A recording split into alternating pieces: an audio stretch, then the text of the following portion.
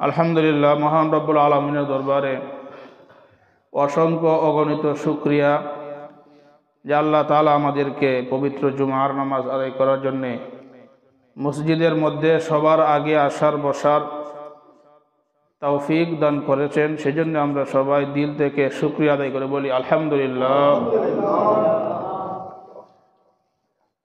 আল্লাহ তাআলা যুগে যুগে অসংখ্য অগণিত নবী রাসূলগণকে প্রেরণ করেছেন দাওয়াতের কাজ দেয়া। অসংখ্য অগণিত নবী রাসূল তারা সবাই আসছে মানুষকে আল্লাহকে চিনায় দেওয়ার জন্যে, আল্লাহর পরিচয় মানুষকে জানানোর জন্যে। সব নবীরা এই দাওয়াতের কাজ নিয়ে আসছে। সহিহ বুখারীর 4770 নম্বর হাদিস। এই হাদিসের মধ্যে নবীজি সাল্লাল্লাহু আলাইহি ওয়াসাল্লাম বলেন, লাম্মা নাজালাত ওয়া আনজির আশিরাতাকাল আকরাবিন। কোরআনের একটা আয়াত, আনজির আশিরাতাকাল আকরাবিন, এর অর্থ হলো নবী আপনি আপনার আত্মীয় স্বজন নিকটবর্তী তাদেরকে আযাব সম্পর্কে সতর্ক করুন, ভীতি প্রদর্শন করুন। এই আয়াতটা নাজিল হওয়ার পরে ফাসাইদান নবী সাল্লাল্লাহু আলাইহি ওয়াসাল্লাম আলা সফা, আল্লাহর নবী সফা পাহাড়ের মধ্যে আরোহণ করলেন, পাহাড়ের উপরে উঠলেন। ওঠার পরে ফাজআলা ইউনাদি ইয়া বানি ফিহরিন ইয়া বানি আদিয়িন লিবুতুনিম মিন কুরাইশিন। একজন আহ্বানকারী সে তার কুরাইশ বংশের লোকদেরকে আহ্বান করলো, ডাকলো, হে বনি আদি। এভাবে কুরাইশের বিভিন্ন গোত্রের নাম নিয়ে নিয়ে সকলকে ডাকিয়া এক জায়গায় জমা করলো। হাত্তা জাতামাউ, সব মানুষগুলো একত্রে জমা হইল। যে ব্যক্তি আসতে পারে নাই সে একজনকে আরসালা রাসূলা লিয়ানজুরা মা হুয়া, সে একজনকে পাঠায় দিছে যেন সে শুনে নবী কি বলে। যে নিজে আসতে পারে নাই অন্য একজনকে পাঠাইছে যাতে শুনে মুহাম্মদে কি বলে।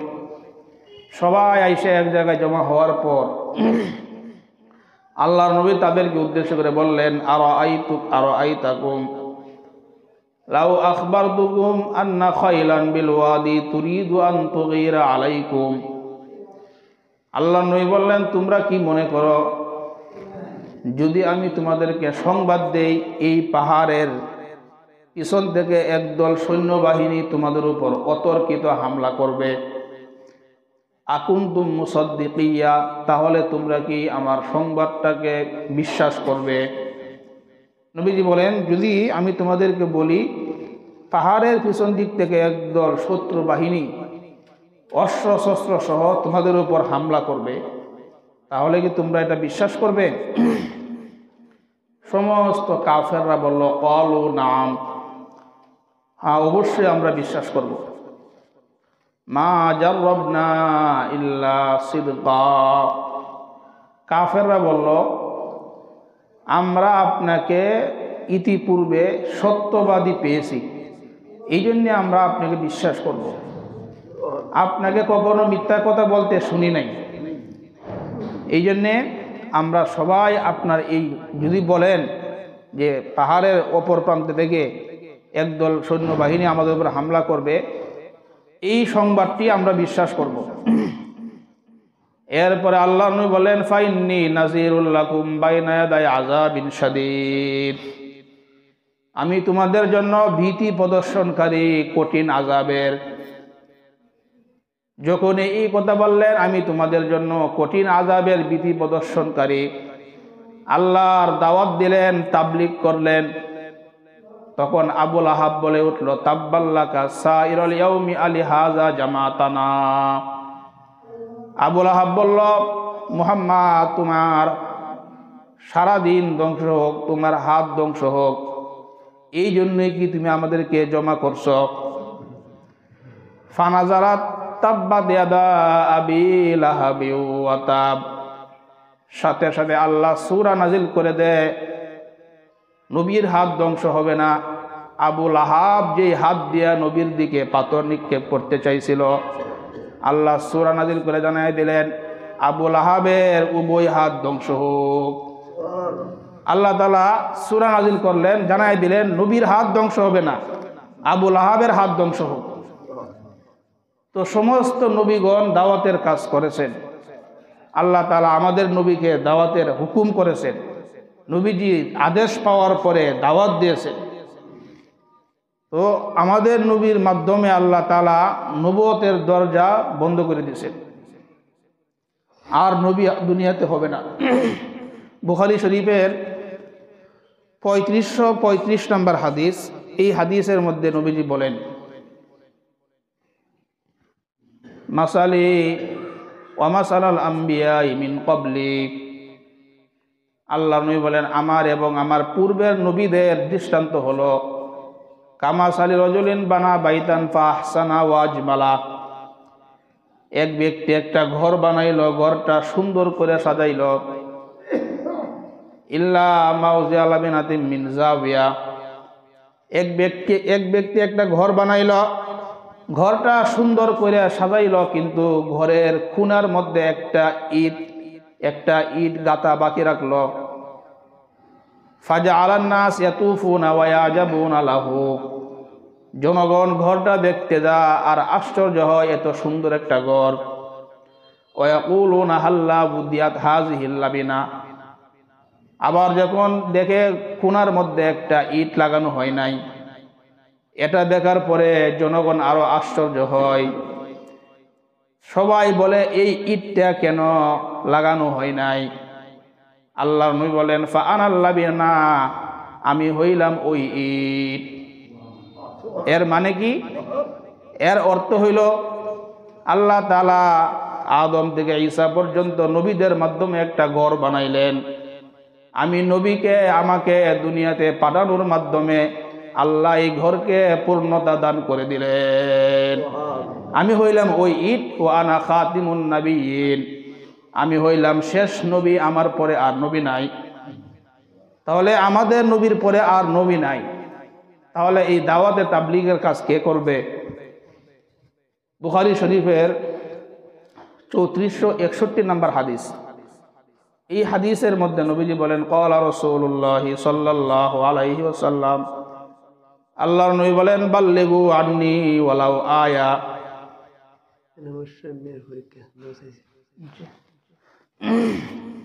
আল্লাহর নবী বলেন বাল্লিগু আন্নী ওয়ালাউ আয়া, তোমরা আমার পক্ষ থেকে একটি আয়াত হলেও তাবলীগ করো, অন্যের কাছে তাবলীগ করো, পৌঁছায়া দাও। তাহলে নবীজি সাল্লাল্লাহু আলাইহি ওয়াসাল্লাম এই দাওয়াতের কাজ করেছেন এবং আমাদেরকে এই দায়িত্ব দিয়ে গেছেন এই তাবলীগ করা। এটা আমাদের দায়িত্ব, এটা আমাদের কাজ। তো এই তাবলীগ করতে গেলে এর অনেকগুলা ফজিলত আছে, উপকারিতা আছে।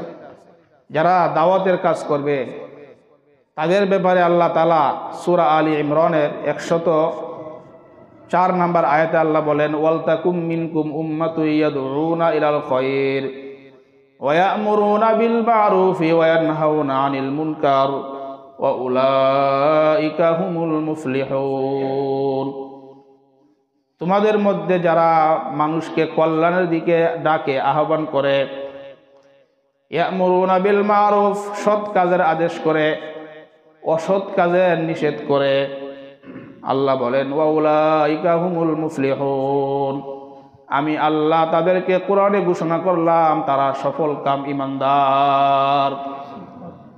যারা তাবলীগ করবে আল্লাহ তাদেরকে মুফলিহুন বলছেন, ফাউলাইকা হুমুল মুফলিহুন, এরাই হইল সফল কাম ঈমানদার। তাহলে সফলতা তো আমরা সবাই খুঁজি। আল্লাহ ঘোষণা করলেন যারা সৎ কাজের আদেশ, অসৎ কাজের নিষেধ করবে, মানুষকে কল্যাণের দিকে আহ্বান করবে, আল্লাহ বলেন আমি তাদেরকে সফল কাম হিসেবে আমি সার্টিফিকেট দিয়ে দিলাম। তাহলে এই কাজের মধ্যে আমাদের কামিয়াবি। তাহলে এই কাজটা আমরা সবাই গুরুত্ব সহকারে করব। আল্লাহ আমাদেরকে তৌফিক দান করেন। দাওয়াতের 2 নম্বর উপকারিতা, সূরা ফুসসিলাত আয়াত নম্বর 33। যারা আল্লাহর দিকে মানুষকে ডাকে, আহ্বান করে, আল্লাহ তাআলা বলেন তাদের কথা হইল শ্রেষ্ঠ কথা। দুনিয়ার মধ্যে সবচাইতে দামি কথা, শ্রেষ্ঠ কথা হইল তাদের কথা। আল্লাহ বলেন ওয়ামান আহসানু কাওলাম মিম্মান দাআ ইলাল্লাহি ওয়া আমিলা সালিহান ওয়া ক্বালা ইন্নানি মিনাল মুসলিমিন। ওই ব্যক্তির কথার চাইতে আর কার কথা উত্তম হতে পারে? মিম্মান দাআ ইলাল্লাহ, যে আল্লাহর দিকে মানুষকে দাওয়াত দেয়, আহ্বান করে, ওয়া আমিলা সালিহান, নিজে নেক আমল করে, দাওয়াত দেয় এবং নিজে নেক আমল করে, ওয়া ক্বালা ইন্নানি মিনাল মুসলিমিন, এবং বলে আমি মুসলমানদের মধ্যে একজন। ওই ব্যক্তির কথা শ্রেষ্ঠ কথা। এই আয়াতের ব্যাখ্যায় আম্মা আয়েশা বলেন এর দ্বারা উদ্দেশ্য হলো নবীজির কথা, নবীজির কথা শ্রেষ্ঠ কথা। 2 নাম্বার, আল মুয়াজ্জিনুনা সুলাহা, মুয়াজ্জিন সাহেবগণ যখন তারা আজানের মাধ্যমে মানুষকে ডাকে, তাদের এই কথাটাও আল্লাহর কাছে শ্রেষ্ঠ কথা। 1 নাম্বার নবীর কথা শ্রেষ্ঠ কথা, 2 নাম্বার মুয়াজ্জিনের কথা, 3 নাম্বার যারা দ্বীনি লাইনে যারা দাওয়াত দেয়, দাওয়াত তাবলীগের মাধ্যমে, ওয়াজ মাহফিলের মাধ্যমে, বিভিন্ন লাইনে যে যেভাবেই দ্বীনের কাজ করতেছে সবাই দ্বীনের দায়ী। যে মাদ্রাসায় পড়ায় সেও দ্বীনের দায়ী, যে মিম্বারে থেকে বয়ান করে সেও দায়ী, যে দাওয়াত তাবলীগের কাজ করে, যে ইসলামের কথা বলে, বিভিন্নভাবে যারাই দ্বীনি কাজ করতেছে সবাই হইল দ্বীনের দায়ী। তাদের কথাটা আল্লাহ বলেন ওয়ামান আহসানু কাওলাম মিম্মান দাআ ইলাল্লাহ, তাদের কথাটা দুনিয়ার সবচাইতে শ্রেষ্ঠ কথা। তাহলে আল্লাহর দিকে আহ্বান করা, আল্লাহর দিকে দাওয়াত দেওয়া, আল্লাহ তাআলা বলেন এটা হইল দুনিয়ার মধ্যে শ্রেষ্ঠ একটা কথা। 3 নাম্বার যারা দাওয়াতের কাজ করবে, দাওয়াত দিবে, মুসলিম শরীফের 2674 নম্বর হাদিসের মধ্যে রাসূল আকরাম সাল্লাল্লাহু আলাইহি ওয়াসাল্লাম বলেন ক্বালা রাসূলুল্লাহি সাল্লাল্লাহু আলাইহি ওয়াসাল্লাম, আল্লাহর নবী বলেন মান দাআ ইলা হুদা কানা লাহু মিনাল আজরি মিসলু উজুরিহিম মান তাবিআহু লা ইয়ানকুসু যালিকা মিন উজুরিহিম শাইআ। যে ব্যক্তি কাউকে আল্লাহর দিকে দাওয়াত দেয়, হেদায়েতের দাওয়াত দেয়, কানা লাহু মিনাল আজরি মিসলু উজুরিহিম মান তাবিআহু, তার দাওয়াতের মাধ্যমে যত মানুষ আমল করবে সব মানুষের নেকি তার আমল নামায় দিয়ে দিবেন। আপনার দাওয়াতের মাধ্যমে 5 জন মানুষ নামাজের মধ্যে যদি আসে, আল্লাহ নবী বললেন এই 5 জন নামাজ পড়ে যে নেকি লাভ করলো, এই 5 জনের নেকি তোমার আমল নামায় দেওয়া হবে। লা ইয়ানকুসু যালিকা মিন উজুরিহিম শাইআ, ওই 5 জনের নেকি কাটা হবে না, তাদের নেকি তো থাকবেই। বাকি সে দাওয়াত দেওয়ার কারণে তারা যে আমল করবে, তার দাওয়াতের মাধ্যমে যত মানুষ আমল করবে সকল মানুষের একটা নেকি সে পাবে। সুবহানাল্লাহ। এই জন্যে এই দাওয়াতের কাজটা করা। আমি আমার আপনার আমলগুলা কবুল হয় কি না হয় কোনো নিশ্চয়তা নাই। আমাদের আমলের অবস্থা কত খারাপ, তবে আমার দাওয়াতের মাধ্যমে যদি একজন ভাই নামাজের মধ্যে আসে, এই আমলের সবটা আমি পেয়ে যাব। বিপরীত দিকে যদি কোনো ব্যক্তি কাউকে গুনাহের দিকে আহ্বান করে, এটার ব্যাপারে হাদিসের মধ্যে কঠিন কথা, কঠিন নিষেধাজ্ঞা আসছে। নবীজি বলেন ওয়ামান দাআ ইলা দালালা, যদি কোনো ব্যক্তি গুনাহের দিকে আহ্বান করে, কোনো ব্যক্তি কোনো গুনাহের আসর জমায়, গান বাজনা করে বা গুনাহের একটা পরিবেশ করে, কানা লাহু মিনাল ইসমি মান তাবিআহু, তাহলে ওই গুনাহের মধ্যে, ওই আসরের মধ্যে যত মানুষ গুনাহ করবে সব মানুষের গুনাহ তার উপর যায় পড়বে। লা ইয়ানকুসু যালিকা মিন আসামিহিম শাইআ, ওই মানুষগুলার গুনাহ কমানো হবে না, তাদের গুনাহ তো থাকবে, তবে সমষ্টিগত সে এই গুনাহটা চালু করার কারণে যত মানুষ এখানে গুনাহ করবে সবার গুনাহ তার উপর যাবে। তাহলে একটা নেক আমল করলে একটা ভালো জিনিস চালু করলে এটার আপনি ভালো প্রতিফল আপনি পাবেন, আর একটা গুনাহের জিনিস যদি আপনার দ্বারা চালু হয় এটার প্রতিফলও আপনি পাবেন। তো কত বড় বিষয়! বর্তমান সময়ে আমরা বিভিন্ন জায়গায় যে নিউজগুলি পাইতেছি, ওলামায়ে কেরাম তারা বলতেছেন মদ, জুয়া, এরপরে গান বাজনা, এই আসরগুলো বন্ধ করা হোক। ওলামায়ে কেরাম কেন বলতেছে? কারণ এটা তাদের দায়িত্ব। ওলামায়ে কেরামের দায়িত্ব কোরআন সুন্নাহ থেকে উম্মতকে সঠিক পথ দেখানো, এই জন্যে তারা এই কথাগুলো বলে। এখন যদি কোনো ব্যক্তি এই মদ, জুয়া, গান বাজনার আসরগুলাকে করার চেষ্টা করে এবং সে যদি ক্ষমতা জোর দিয়া এগুলা চালু করার চেষ্টা করে, তাহলে এই যে চালুটা সে করবে, যত মানুষ এখানে গুনাহ করবে সকলের গুনাহ তার উপর যায় পড়বে। এই জন্যে আমরা কোনো অবস্থাতেই এই সমস্ত গান বাজনা বা গুনাহের আসরগুলাকে, আমার দ্বারা যাবে কোনো গুনাহের আসর না হয়, এই চেষ্টাটা আমরা করব। আর আমাদের যেই ভাই এই কাজগুলো করতেছে বা যারা এগুলাকে সমর্থন যোগানোর চেষ্টা করতেছে, তাদেরকে বোঝানোর চেষ্টা করা, দেখো মুসলমান হিসাবে এগুলো আমাদের কাজ না। আমি একজন মুসলমান, আমার ধর্মের আমাকে এই অনুমতি দেয় না যে আমি গান বাজনা চালু করব, মদ জুয়া চালু করব। এগুলো আমাকে মুসলমান হিসাবে আমাকে ইসলাম কখনোই অনুমতি দেয় না, এগুলা করবা না। যদি বুঝের মাধ্যমে না আসে তাহলে তাকে যেভাবেই ব্যবস্থা নিতে হয় ওইভাবেই তাকে কী করা, বোঝানোর চেষ্টা করতে হবে।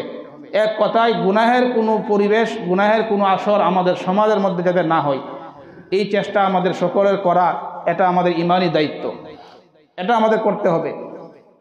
তাহলে দাওয়াতের 3 নাম্বার ফায়দা বললাম। 4 নাম্বার ফায়দা, যে ব্যক্তি দাওয়াত দিবে, হাদিসের মধ্যে নবীজি বলেন, বুখারী শরীফের 4210 নম্বর হাদিসের মধ্যে, আরব দেশের মধ্যে লাল উটের অনেক মূল্যবান।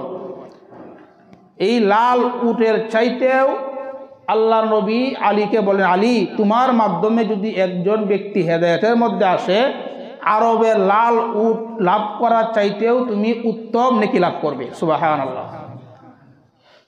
আল্লাহ নবী ক্বালা রাসূলুল্লাহ সাল্লাল্লাহু আলাইহি ওয়াসাল্লাম, খাইবারের যুদ্ধ চলতেছিল, খাইবারের যুদ্ধ, এখানে একটা দুর্গ মুসলমানদের বিজয় হইতেছিল না। আল্লাহ নবী বলেন, লাউতিয়ান্না হাযিহির রায়াতা গাদান, আগামীকাল আমি যুদ্ধের পতাকা এমন একজন ব্যক্তির হাতে দিব, ইউহিব্বুল্লাহ ওয়া রাসূলুহু ওয়া ইউহিব্বুল্লাহ ওয়া রাসূলুহু, যে আল্লাহ আল্লাহ রসুলকে ভালোবাসে, স্বয়ং আল্লাহ আল্লাহর রসুলও যাকে ভালোবাসে। আগামীকালকে আমি এই যুদ্ধের পতাকা এমন এক ব্যক্তির হাতে দিব, ইয়াফতাহুল্লাহু আলা ইয়াদাই, যার হাতে আল্লাহ তাআলা খাইবরের দুর্গ বিজয় দান করবেন। সে আল্লাহকে ভালোবাসে, আল্লাহও তাকে ভালোবাসে। ফাবাতান নাস ইয়াদুকুনা লাইলাতাহুম, সাহাবায়ে কেরাম রাত্রিবেলা ঘুমায় আর সবাই মনে মনে আশা, আগামীকাল হয়তো নবী আমার হাতে পতাকাটা দিবে। ফালাম্মা আসবাহান নাস গাদাউ আলা রাসূলিল্লাহি সাল্লাল্লাহু আলাইহি ওয়াসাল্লাম কুল্লুহুম আইয়ারজু আইয়ুতাহা, সকালবেলা সাহাবারা নবীর কাছে গেলেন, প্রত্যেকেই আশা হয়তো নবী আমাকে পতাকাটা দিবে, আমার হাতে হয়তো পতাকাটা দিবে, আমার নাম ঘোষণা করবে। সবাই নবীর দিকে তাকায় আছে। আল্লাহ নবী বলে, আইনা আলী ইবনে আবি তালিবিন, আলী ইবনে আবি তালেব, আমার সাহাবী আলী কোথায়? আলী কোথায়? সাহাবারা বলেন, ইয়া রাসূলুল্লাহ ইয়াশতাকি আইনাইহি, হুজুর আলীর চোখের মধ্যে সমস্যা, এই কারণে আলী আসে নাই। আল্লাহর নবী একজনকে পাঠায়া আলীকে ডাকাইলেন। আলী আসার পরে বললেন, তুমি কেন আসো না? আলী বললেন, হুজুর আমার চোখের মধ্যে সমস্যা, এই জন্য আমি আসি নাই। আল্লাহর নবী ফাবাসাকা রাসূলুল্লাহি সাল্লাল্লাহু আলাইহি ওয়াসাল্লাম, আল্লাহর নবী হযরত আলীর চোখের মধ্যে সামান্য তুতু লাগাই দিলেন। হাদিসের মধ্যে আসছে, ফাবারাকা আল্লাম ইয়াকুন বিহি ওয়াজাউন, আল্লাহর নবীর তুতু আলীর চোখে লাগানোর পরে আলীর চোখ এমন সুস্থ হয়ে গেল যেন তার চোখে কোনো অসুস্থতাই নাই। নবীর তুতু লাগানোর পরে আলীর চোখ একেবারেই ভালো হয়ে গেল।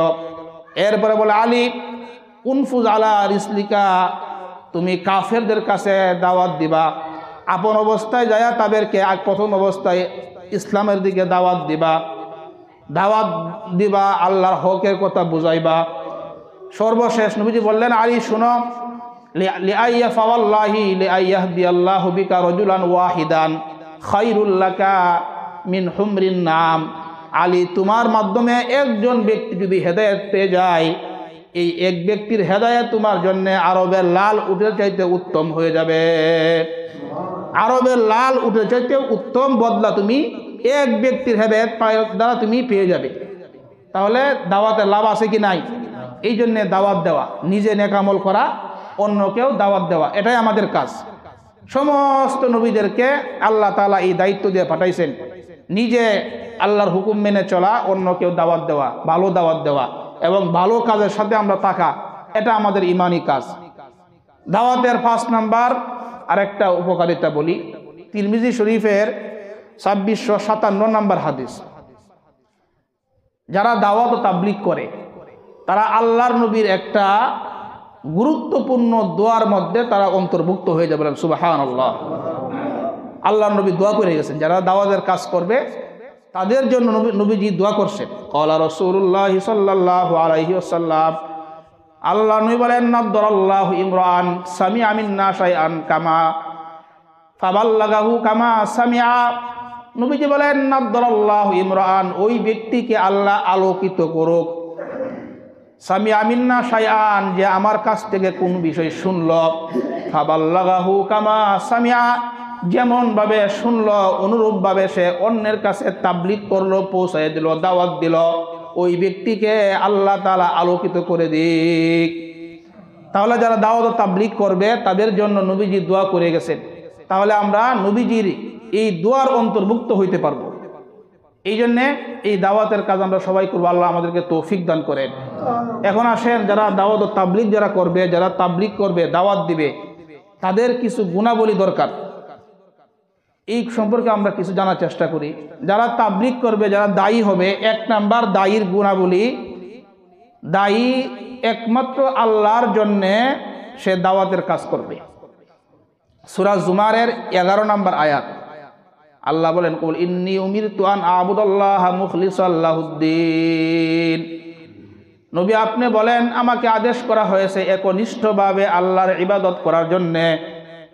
ইবাদতের মধ্যে একনিষ্ঠতা এটা জরুরি, আল্লাহর জন্য হওয়া। এই জন্য 1 নাম্বার কাজ হইল, আমি যে দাওয়াত দিব একমাত্র আল্লাহকে রাজি খুশি করার জন্য দাওয়াত দিব, অন্য কোনো উদ্দেশ্যে আমরা দাওয়াত দিব না। এটা হলো 1 নাম্বার। নিয়তটাকে বিশুদ্ধ করে দাওয়াত দিব। নিয়তের ব্যাপারে আমি আরো কয়েক জুমায় আগে আলোচনা করেছিলাম।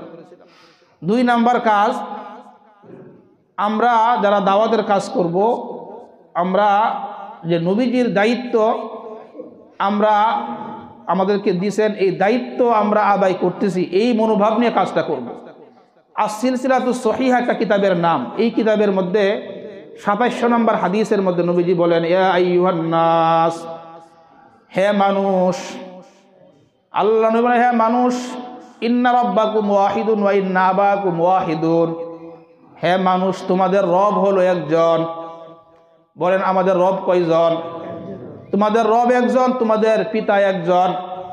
ওয়ালা লা ফাদলা আলা আরবিয়িন ওয়ালা আলা আজমিয়িন। নবীজি বলেন, কোনো আরবির অনারবির উপরে কোনো শ্রেষ্ঠত্ব নাই। ওয়ালা লি আজমিয়িন আলা আরবিয়িন, অনারবির আরবির উপরে কোনো শ্রেষ্ঠত্ব নাই। ওয়ালা আলি আসওয়াদ আলা আহমারা, কালো মানুষের লাল মানুষের উপরে কোনো মর্যাদা নাই। ওয়ালা আহমারা আলা আলি আসওয়াদা, লাল মানুষ কালো মানুষের উপরে কোনো শ্রেষ্ঠত্ব নাই। ইল্লা বিত্তাকওয়া, তবে তাকওয়া, যার ভিতরে তাকওয়া থাকবে আল্লাহর কাছে এই তাকওয়াটাই গ্রহণযোগ্য। ইন্না আকরামাকুম ইনদাল্লাহি আতকাকুম, নবীজি বুঝাইলেন, আরবি সৌদি আরবের মানুষ বাংলাদেশের মানুষের উপর মর্যাদা নাই, বাংলাদেশের মানুষ সৌদির মানুষের উপরে মর্যাদা নাই, আফ্রিকার কালো মানুষ বাংলাদেশের সুন্দর মানুষের উপরে মর্যাদা নাই, বাংলাদেশের সুন্দর মানুষ আফ্রিকার কালো মানুষের উপরে মর্যাদা নাই। তবে আল্লাহর কাছে কি দিয়ে মর্যাদা? আল্লাহ নবী বলেন, তাকওয়া দিয়া, তাকওয়া দিয়া। ইন্না আকরামাকুম ইনদাল্লাহি আতকাকুম, তোমাদের কাছে আল্লাহর কাছে সবচাইতে ওই ব্যক্তি হবে সম্মানী যার তাকওয়া যত বেশি হবে। যে যত বেশি মুত্তাকি আল্লাহর কাছে সে তত বেশি দামি। বলেন সুবহানাল্লাহ।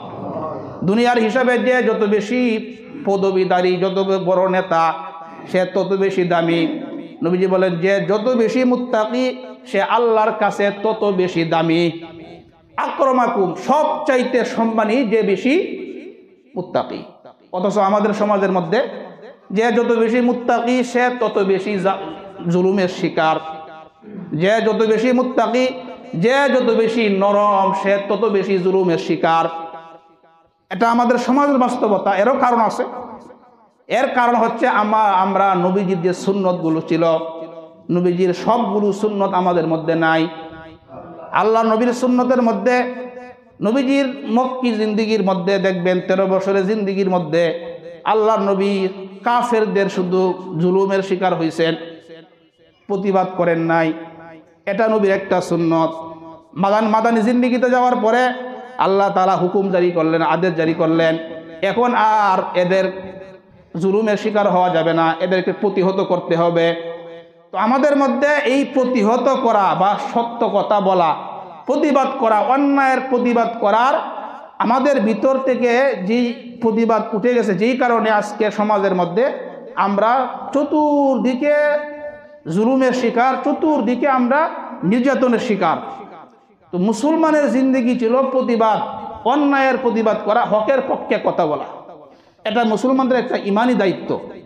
মুসলমানদের জিন্দেগি হলো আখেরাত কেন্দ্রিক। যখনই মুসলমানের জিন্দেগি দুনিয়া নিয়ে রঙিন স্বপ্ন দেখা শুরু করছে, আর যখন মৃত্যুকে ভয় পাওয়া শুরু করছে, তখন থেকে মুসলমানের সমাজের মধ্যে অন্যায় বেড়েই চলছে। জালেমরা তখন তারা বাদশাহী করতেছে। আর যখন মুসলমান যখন বুক ফুলায় কথা বলছে, অন্যায়কে প্রতিহত করছে, জিহাদের ময়দানে ঝাঁপাইয়া পড়ছে, তখন কোনো বাতিল মাথা চারা দিয়ে উঠতে পারে নাই।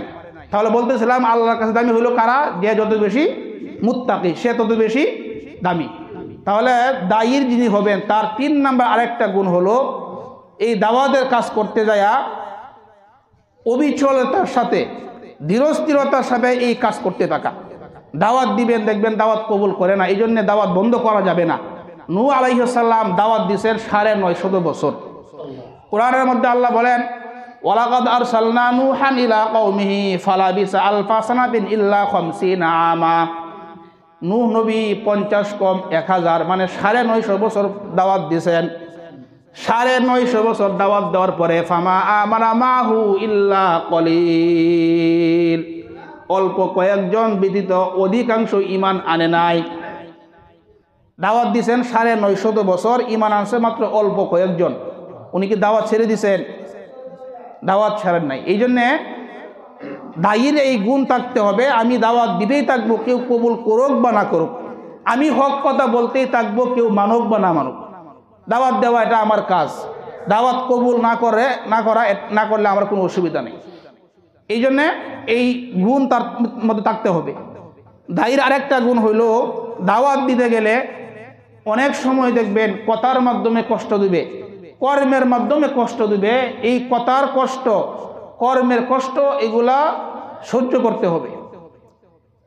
কথার কষ্ট সূরা আনআমের 34 নম্বর আয়াতের মধ্যে আল্লাহ বলেন, ওয়ালাকাদ কুযযিবাত রুসুলুম মিন ক্বাবলিকা ফাসবারু আলা মা কুযযিবু। আল্লাহ তাআলা নবীকে বলতেছেন, নবী, কাফেররা আপনাকে মিথ্যাবাদী বলে, কথার মাধ্যমে কষ্ট দেয়, আপনি কষ্ট পাইবেন না। আপনার পূর্বে যত নবী রাসূল তাদের সকলকে মিথ্যা বলে তাদেরকে কষ্ট দেওয়া হয়েছিল। ওয়ালাকাদ কুযযিবাত রুসুলুম মিন ক্বাবলিকা, আপনার পূর্ববর্তী যত নবী তাদের সকলকে মিথ্যাবাদী বলা হয়েছে। ফাসবারু আলা মা কুযযিবু, তারা সবাই ওই মিথ্যার উপরে সবুর করছে, ধৈর্য ধারণ করছে। সুতরাং আপনিও সবুর করে ধৈর্য ধরেন। তাহলে এই হলো কথার মাধ্যমে কষ্ট দিলেও এটাকে ধৈর্য ধরতে হবে। আর একটা হলো কর্মের মাধ্যমে কষ্ট দেওয়া। আমাদের নবী সাল্লাল্লাহু আলাইহি সাল্লামকে কাফের বেঈমানরা কর্মের মাধ্যমে কষ্ট দিয়েছেন। বুখারীর riwayat, আল্লাহ নবী একদিন কাবা ঘরের পাশে নামাজের মধ্যে আল্লাহর নবী নামাজ পড়তেছিলেন। আল্লাহর নবীর কাছে আবু জাহেল এবং তার সাঙ্গপাঙ্গরা বসা। নবী নামাজ পড়তেছেন, আবু জেহেল এবং তার সাথীরা নবীর পাশে বসা। তারা বৈশা বলতে লাগলো, তোমাদের মধ্যে কে আছে অমুক এলাকায় যাওয়ার পরে অমুক এলাকা তাইকা উটের নারী বুড়ি নিয়ে আসবা। নিয়ে আসার পরে ফায়াদউ আলা মুহাম্মাদিন, ওই নারী বুড়িগুলো মুহাম্মদ যখন সেজদায় যাবে তার ঘাড়ের উপর রাখবা। তাদের মধ্যে একজন ব্যক্তি উকবা ইবনে আবু মুআইদ, সে ধারায় বলল আমি কাজটা করব। উকবা ইবনে আবু মুআইদ সে উটের নারী বুড়ি নিয়ে আসার পরে আল্লাহর নবী যখন সেজদায় গেলেন, সেজদায় যাওয়ার পরে নবীর ঘাড়ের মধ্যে এগুলো রেখে দেয়। ফাতেমা রাদিয়াল্লাহু আনহা দৌড়ায় আয়েশা এগুলা নবীর ঘাড় থেকে সরাইলেন। এরপরেও আল্লাহর নবীকে কষ্ট দিছে, নবীজি তাদের সাথে মক্কা জিন্দেগিতে প্রতিবাদ করেন নাই। নবীজি এই কষ্ট সহ্য করার পর দাওয়াত বন্ধ করেন না, দাওয়াত বন্ধ করে দিয়েছেন, কষ্ট দিয়েছেন, দাওয়াত বন্ধ। নবীজি সাল্লাল্লাহু আলাইহি ওয়াসাল্লাম দাওয়াত দেওয়ার কারণে ওনাকে প্রায় 2 থেকে 2.5 বছর পর্যন্ত ওনাকে ওনার পরিবার সহ শিয়াবে আবি তালিবের মধ্যে 2.5 বছর পর্যন্ত মক্কার সমস্ত বেঈমান কাফেররা তাকে অবরুদ্ধ করছে, বয়কট করছে, বয়কট, যে মুহাম্মাদের সাথে কোনো আত্মীয়তার সম্পর্ক রক্ষা করা যাবে না, তাদের সাথে সব সম্পর্ক লেনদেন বেচা কিনা সব বন্ধ। 2.5 বছর পর্যন্ত মুসলমানদের উপর যেই কষ্ট গেছে ইতিহাসের মধ্যে এরকম কষ্ট সেখানে নবী আর কখনোই হন নাই। গাছের পাতা খেয়ে জীবনযাপন করতে হয়েছে, বাচ্চারা কান্নাকাটি শুরু করছে। এইভাবে জীবন যাপন করার পরে নবী কি হক কথা বন্ধ করছে, দাওয়াত ছেড়ে দিছে। এত কষ্ট স্বীকার করার পরে নবীজি দাওয়াত ছাড়েন নাই। এই জন্যে কথার কষ্ট, কর্মের কষ্ট নবীজি সহ্য করছেন, দাওয়াতের কাজ চালায় গেছেন। এটা দায়ীর গুণ থাকতে হবে। তবে সব জায়গায় যে আপনি সহ্য করেন বিষয়টা এরকম না, বুঝের মাধ্যমে চেষ্টা করবেন। কিন্তু যদি সে মানে না মানে, এখানে সহ্য করার কথা, এখানে এটা আবার ইসলামে বলে না। ইসলাম যেমন নরম তেমন গরম, যে ভালো আচরণ করবে তার সাথে ভালো আচরণ করা। আল্লাহর নাফরমানির মধ্যে কোনো আনুগত্য চলবে না। হাদিসের মধ্যে নবী বলেন লা তুআতা লি মাখলুকিন ফি মাসিয়াতিল খালিক, আল্লাহর নাফরমানিতে কারো আনুগত্য করা জায়েজ নাই। আল্লাহকে অসন্তুষ্ট কইরা কারো আনুগত্য করা, এটা মুসলমানদের কাজ হতেই পারবে না। তাহলে বললাম এই দায়ীর এই গুণ থাকতে হবে, কথার কষ্ট, কর্মের কষ্ট, এগুলা সহ্য করা। যিনি দায়ী হবেন তার আরেকটা গুণ থাকতে হবে, সে যে কথাটা বলবে এই কথাটা সে নিজে আগে আমল করবে। সূরা সফ আয়াত নাম্বার 2-3 আল্লাহ বলেন ইয়া আইয়ুহাল্লাযীনা আমানু লিমা তাকুলুনা মা লা তাফআলুন কাবুরা মাকতান ইনদাল্লাহি আন তাকুলু মা লা তাফআলুন। আল্লাহ বলে হে ঈমানদাররা, ইয়া আইয়ুহাল্লাযীনা আমানু, হে ঈমানদাররা, লিমা তাকুলুনা মা লা তাফআলুন, তোমরা এমন কথা কেন বলো যা তোমরা নিজেরাই করো না। তোমরা বলো কিন্তু নিজেরাই আমল করো না। কাবুরা মাকতান ইনদাল্লাহি আন তাকুলু মা লা তাফআলুন, কতই না কত বড় অন্যায়ের কথা, তোমরা যা বলো তা নিজেরাই করো না, এটা কত বড় অপরাধের কথা। তাহলে দাওয়াত যিনি দিবেন তার মধ্যে নিজে আগে আমল করা এটা থাকতে হবে। আমি নিজে আমল না করলে আমি দাওয়াত কেমনে দিব? তাহলে এখন আসেন দাওয়াত দেওয়ার 3টে পদ্ধতি আমরা জানবো। 1 নাম্বার পদ্ধতি হইল দাওয়াত দিবেন হিকমতের সাথে। হিকমতের সাথে উদউ ইলা সাবিল রাব্বিকা বিল হিকমাতি ওয়াল মাউইজাতিল হাসানা, আল্লাহ বলেন আপনি দাওয়াত দিবেন হিকমতের সাথে, ওয়াল মাউইজাতিল হাসানা, উত্তম ওয়াজের মাধ্যমে। এটা হলো 1 নাম্বার। 2 নাম্বার দাওয়াত দিবেন নরম ভাষায়। এক ব্যক্তি নামাজ পড়ে না, তাকে যায় বলে এই নামাজ যা, গরম ভাষায় তাকে বুঝায় বলতে হবে, নরম ভাষায় দাওয়াত দিবা। আল্লাহ বলে ইযহাব আনতা ওয়া আখুকা বিআয়াতি ওয়ালা তানিয়া ফি যিকরি ইযহাবা ইলা ফিরআউনা ইন্নাহু তাগা ফাকুলা লাহু কাওলাল লাইয়িনা। মূসা নবী এবং হারুন নবীকে আল্লাহ বলেন তোমরা ফিরআউনের কাছে যাইবা, ফাকুলা লাহু কাওলাল লাইয়িনা, যাওয়ার পরে তাদেরকে নরম ভাষায় কথা বলবা। লাআল্লাহু ইয়াতাযাক্কারু আও ইয়াখশা, নরম ভাষায় দাওয়াত দিলে হতে পারে সে উপদেশ গ্রহণ করবে অথবা আল্লাহকে ভয় করবে। তাহলে নরম ভাষায় দাওয়াত দেওয়া, এটা 2 নাম্বার পাইলাম দাওয়াত দেওয়ার পদ্ধতি। 3 নাম্বার দাওয়াত দেওয়ার পদ্ধতি, প্রয়োজনে গরম ভাষায় দাওয়াত দেওয়া। সব জায়গায় নরম ভাষায় দাওয়াত দিলে তখন হয় না, কিছু কিছু জায়গায় গরম ভাষায় দাওয়াত দেওয়া, এটাও কোরআনের বিধান। সূরা তাহরিমের 9 নাম্বার আয়াতের মধ্যে আল্লাহ বলেন, ইয়া আইয়ুহান নাবিয়্যু জাহিদিল কুফারা ওয়াল মুনাফিকিনা ওয়াগলুজ আলাইহিম। ইয়া আইয়ুহান নাবিয়্যু, হে নবী, জাহিদিল কুফারা ওয়াল মুনাফিকিন, কাফের এবং মুনাফিকদের সাথে আপনি জিহাদ করেন, যুদ্ধ করেন। ওয়াগলুজ আলাইহিম, তাদের উপর আপনি কঠোর হন, তাদের উপর আপনি নরম হয়েন না, কঠোর হন। ওয়াগলুজ আলাইহিম, তাদের উপর আপনি কঠোর হন, তাদেরকে আপনি কঠোর ভাষায় দাওয়াত দেন। তাহলে মাঝে মধ্যে নরম ভাষায় দাওয়াত দেওয়া, কিন্তু যে জায়গায় নরম ভাষা কাজ হবে না, ওই জায়গায় আমার নবীর সুন্নত হলো তাকে গরম ভাষায় বলবা। যে তোমার সাথে খারাপ আচরণ করবে তাকে তুমি প্রতিহত করবা। তাহলে আমাদের সমাজের মধ্যে দাওয়াত দেওয়ার ক্ষেত্রে, ইমানের ক্ষেত্রে কয়েক শ্রেণীর মানুষ আছে। ইমানের বিবেচনায় আমাদের সমাজের মধ্যে কয়েক প্রকারের মানুষ। একটা উদাহরণ দিয়েই আমি আমার আলোচনা শেষ করব। উদাহরণটা, আজকে আমাদের মধ্যে আমরা ইমানের মূল্য আমাদের মধ্যে নাই। আমরা যে মুসলমান, আমরা যে ইমানদার, আমাদের যে দাম আছে এটা আজকে আমরা জানি না। একটা উদাহরণ দেই, উদাহরণটা খুব শিক্ষণীয় একটা উদাহরণ। এক ব্যক্তি এক হুজুরের কাছে গেল, ছাত্র।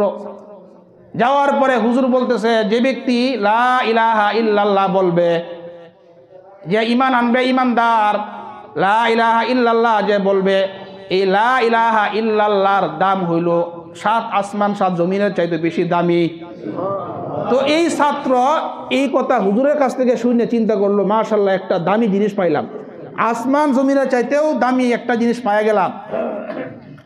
সে কি করলো, চুল কাটার দোকান, নাফিদের দোকানে যায়, সে বলল, আমি তোমাকে 3 বার লা ইলাহা ইল্লাল্লাহ বলবো, আমার চুলটা কাটতে দাও।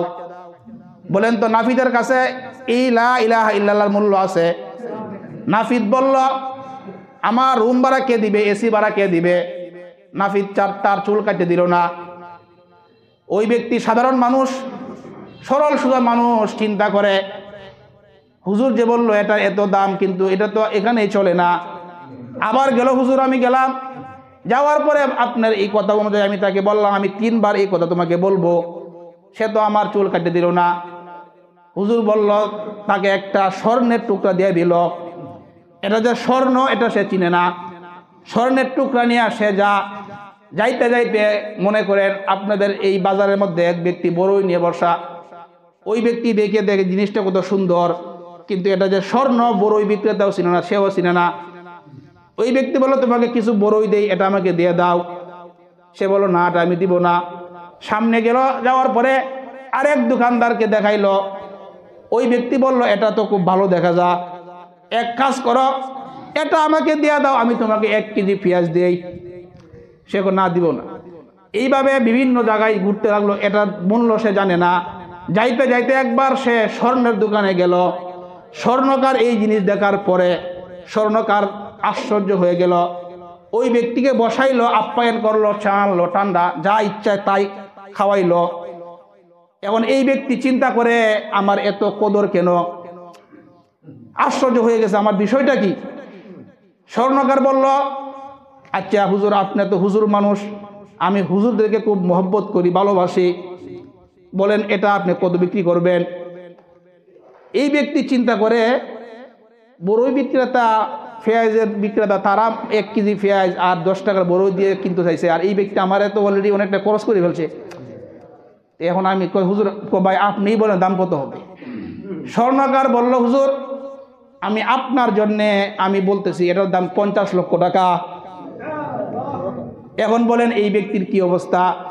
স্বর্ণকার, ওই ব্যক্তি বলল, ভাই এটা আপনি আমাকে 80 লক্ষ টাকা দেন।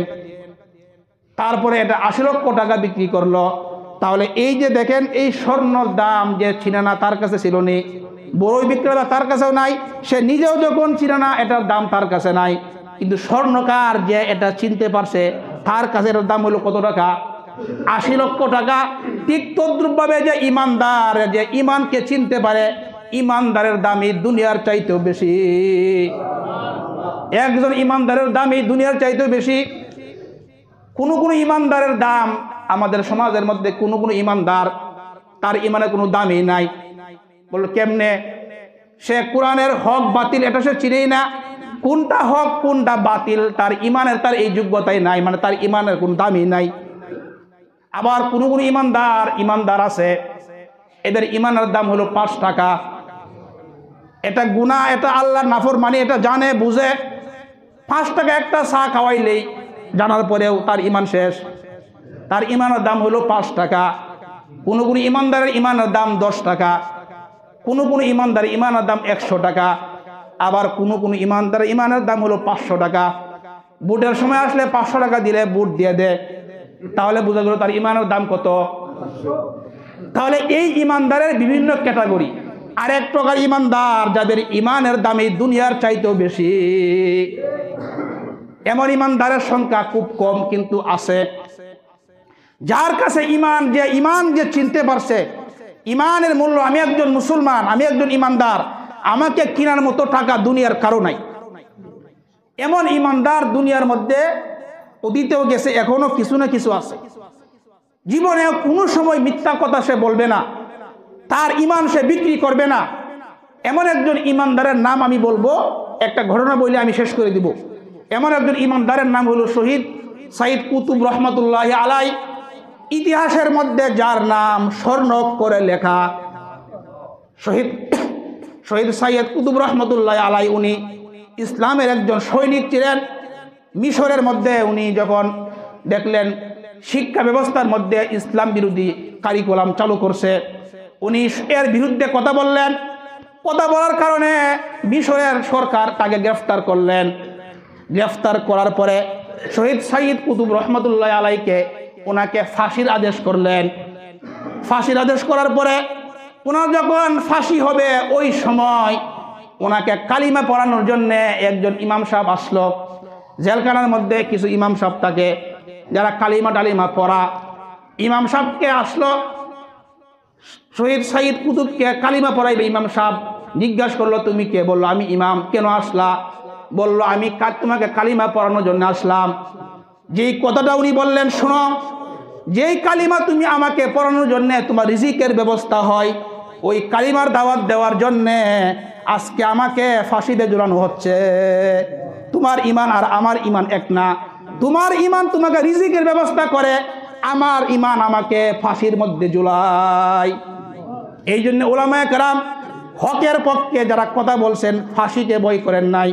ব্রিটিশদের বিরুদ্ধে লক্ষ লক্ষ উলামায়ে কেরাম যুদ্ধ করছেন। লক্ষ লক্ষ উলামায়ে কেরামের বিবিরা বিধবা হয়ে গেছেন, সন্তানরা এতিম হয়ে গেছেন, কিন্তু তাদের ইমানের দাম ছিল, তাদের ইমানের দাম তাদের কাছে ছিল। এই কারণে তারা কখনোই হকের পক্ষে কথা বলতে তারা ভয় পায় নাই।